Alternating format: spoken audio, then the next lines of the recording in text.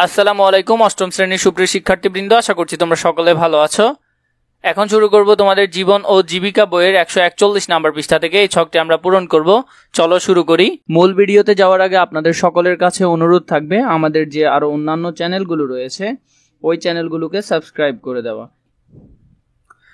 হাত জীবাণুমুক্তকরণ, এরপরে সঠিক ওষুধ, ওষুধের মেয়াদ, ওষুধের ডোজ, রুট ও সময়, এগুলো একটু তোমরা ভালো করে পড়ে নিবে।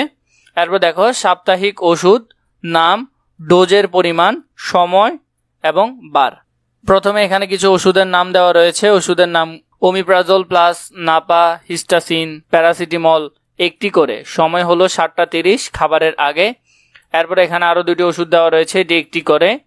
সময় হলো 2টায়, ভরা পেটে 7 দিন খেতে হবে। এরপরে আরেকটি হলো বিকাল বেলার দিকে, হিস্টাসিন আর প্যারাসিটামল একটি করে, 5টায়, ভরা পেটে 7 দিন খেতে হবে। এরপরে হলো বিকাল বেলা।